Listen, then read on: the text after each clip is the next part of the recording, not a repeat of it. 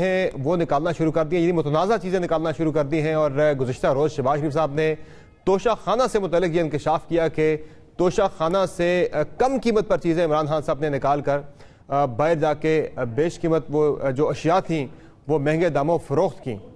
اس پر فواد چودھری صاحب کی وضاحت آئی ہے، وہ کہہ رہے ہیں کہ توشہ خانہ سے چیزیں اگر لیں تو پرائم منسٹر کا استحقاق تھا، وہ پیسے دے کے لیے، اور اگر بیچی ہیں تو یہ بھی ان کی مرضی ہے۔ لیکن اب کوئی اس طرح کی اطلاعات بھی آ رہی ہے، کچھ مزید چیزیں وہاں سے غائب ہیں، کچھ گولڈ پلیٹڈ کلاشنکوف کی بات بھی ہو رہی ہے کہ وہ بھی وہاں سے غائب ہے پرائم منسٹر ہاؤس سے۔ اور پورا ایک طرف عمران خان جو ہیں وہ اپنی پاپولیرٹی پہ کھیل رہے ہیں، تو جو موجودہ گورنمنٹ ہے یہ ان کے جو سکینڈلز بن سکتے ہیں وہ بنانے کی بھرپور کوشش کرے گی پاپولیرٹی کا مقابلہ کرنے کے لیے، اور آنے والے دنوں میں مزید چیزیں اس طرح کی نکلیں گی سابقہ حکومت کے حوالے سے، پی ٹی آئی کی گورنمنٹ کے حوالے سے۔ اور ناظرین دوسری طرف اگر دیکھا جائے تو foreign funding case, P T I کے لیے دو تین چیلنجز جو ہیں وہ اس وقت سر اٹھا رہے ہیں۔ فورن فنڈنگ کیس جو ہے اس میں الیکشن کمیشن نے روزانہ کی بنیاد پر سماعت شروع کر دی ہے، 30 دن کے اندر اس کیس کا فیصلہ سنانا ہے۔ اس میں تحریک انصاف کے لیے کس طرح کے کانسیکوینسز ہو سکتے ہیں قانونی، کیا نقصان ہو سکتا ہے، کیا بڑے خطرات ہیں جو اس وقت پی ٹی آئی کے سر پہ منڈلا رہے ہیں، یہ بھی آج کے پروگرام میں ہم ڈسکس کریں گے۔ اور ناظرین پنجاب کا جو معاملہ ہے، پنجاب کا جو محاذ ہے وہ کل اس پہ بڑی اہم جو ہے وہ ایک قانونی اور آئینی لڑائی ہم دیکھیں گے، چونکہ جو وزیر اعلیٰ پنجاب کا الیکشن ہے وہ کل ہونے جا رہا ہے، جس میں پرویز الہی صاحب ایک طرف کینڈیڈیٹ ہیں، دوسری طرف حمزہ شہباز صاحب ہیں۔ حمزہ شہباز نے 199-200 کا جو نمبر ہے وہ ان کے پاس انہوں نے شو کر بھی دیا تھا ایک نجی ہوٹل میں۔ آج پرویز الہی صاحب کو ایک دھچکا لگا، انہوں نے یہ درخواست دی تھی لاہور ہائی کورٹ میں کہ جو دوست محمد مزاری ہیں، ڈپٹی اسپیکر ہیں، ان کو آج کا سیشن جو کل کا سیشن ہے وہ چیئر کرنے کی اجازت نہ دی جائے، لیکن ان کی پٹیشن جو ہے ان کی درخواست مسترد کر دی ہے لاہور ہائی کورٹ نے، اور اب دوست محمد مزاری ہی کل کے اہم اجلاس کی صدارت کریں گے، اور کبھی امکان ہے کہ اس میں حمزہ شہباز صاحب جو ہے ان کے لیے معاملات جو ہیں وہ بہت فیوریبل دکھائی دے رہے ہیں۔ خان صاحب نے کل جلسہ بھی کرنا ہے کراچی کے اندر، اور اس سے پہلے جو دو جلسے کیے گئے، ایک 27 تاریخ کا جلسہ ہے، دوسرا جلسہ جو عمران خان صاحب نے کیا پشاور میں، ان دونوں جلسوں کے بارے میں یہ رائے قائم کی گئی کہ جب 27 کا تھا تو اس وقت سینٹر میں خان صاحب کی گورنمنٹ تھی، اور جو دوسرا جلسہ کیا بدھ کو پشاور میں، وہاں بھی پی ٹی آئی کی گورنمنٹ ہے، تو سندھ میں چونکہ پی ٹی آئی کی گورنمنٹ نہیں ہے تو وداؤٹ گورنمنٹ کہیں پہ بھی یہ عمران خان صاحب کا پہلا جلسہ ہوگا۔ تو ان کی پاپولیرٹی کا اصل ٹیسٹ جو کہا جا رہا ہے کہ وہ کل ہوگا کراچی کے اندر۔ اگر وہ تگڑا شو پٹ اپ کرنے میں کامیاب ہو جاتے ہیں تو آنے والے دنوں میں یہ ملکی سیاست جو ہے اس کے رخ کا تعین کرے گا کہ جو ہے معاملات جو ہیں الیکشن کی طرف جاتے ہیں یا پولیٹیکل سٹیبلٹی آتی ہے۔ اور دوسری طرف ناظرین ایک اور بڑا امپورٹنٹ معاملہ آزاد کشمیر کے اندر بھی جو ہم دیکھ رہے ہیں، ایک آئینی بحران پیدا ہوتے ہوتے آج بچ گیا کہ ہائی کورٹ نے سٹے دے دیا جو وزیر اعظم کا انتخاب ہونے جا رہا تھا آج آزاد کشمیر قانون ساز اسمبلی میں، چونکہ آزاد کشمیر کے جو پرائم منسٹر تھے عبدالقیوم خان نیازی صاحب نے تحریک عدم اعتماد کا سامنا کرنے کے بجائے مستعفی ہونے کو ترجیح دی تھی۔ آج نئے قائد ایوان کا الیکشن ہونا تھا، لیکن ہائی کورٹ کے 2 رکنی بینچ نے سٹے دے دیا ہے، سوموار تک یہ پروسیس روک دیا ہے، اور اس پہ پی ٹی آئی نے سپریم کورٹ میں جانے کا فیصلہ کیا ہے۔ وہاں کیا معاملہ ہو سکتا ہے، یہ تمام موضوعات ہم آج کے پروگرام میں ڈسکس کریں گے۔ ہمیں اسلام آباد اسٹوڈیو میں جوائن کر رہے ہیں جناب صداقت علی عباسی صاحب، پاکستان تحریک انصاف سے ان کا تعلق ہے۔ ہمیں جوائن کر رہے ہیں کامر علی آغا صاحب، پاکستان مسلم لیگ خاص سے ان کا تعلق ہے، اور رانا تنویر صاحب پاکستان مسلم لیگ نواز سے پروگرام میں ہمیں جوائن کر رہے ہیں۔ بہت شکریہ آپ مہمانوں کا اپنے پروگرام میں قیمتی وقت دیا۔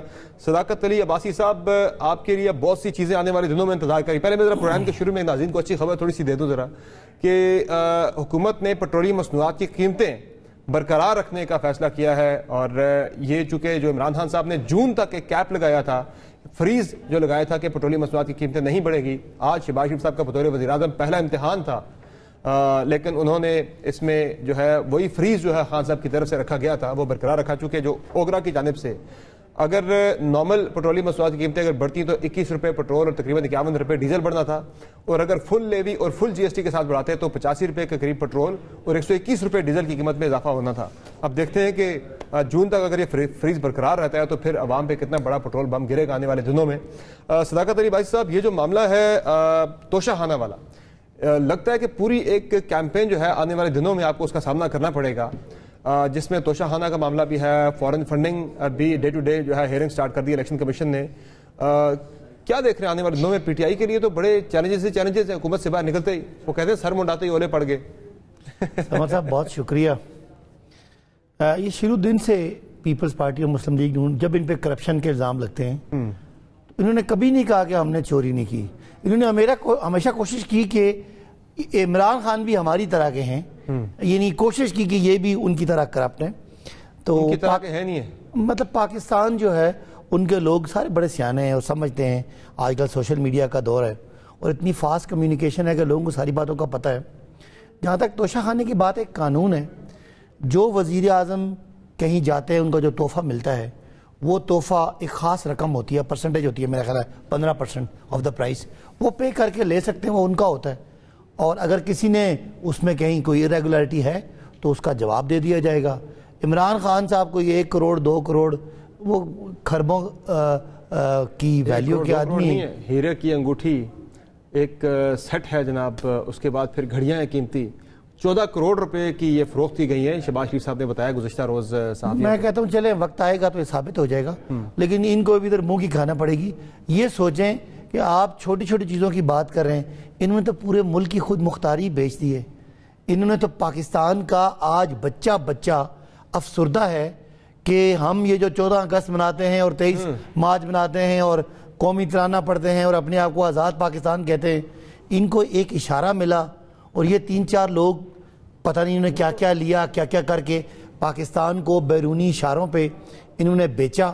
اور اس سے پہلے تو پھر بھی کوئی شک تھا. اس پہ تو جن قومی سلامتی کے اداروں کا آپ نے حوالہ دیا وہ کل D G S P R نے کل تو وہ پوری طرح ویریفائی ہو گیا نا. نو کنسپیریسی، ایبسولوٹلی ناٹ. کبھی آپ جو بڑا چرچا کرتے ہیں خان نے ایبسولوٹلی ناٹ کیا دیا امریکہ کو، اس لیے امریکہ نے خان کو نکالنے کی سازش کر دی. وہ کہتے ہیں مانگے ہی نہیں آج تک. اچھا یہ سمر صاحب یہ سوشل میڈیا نہیں ہے.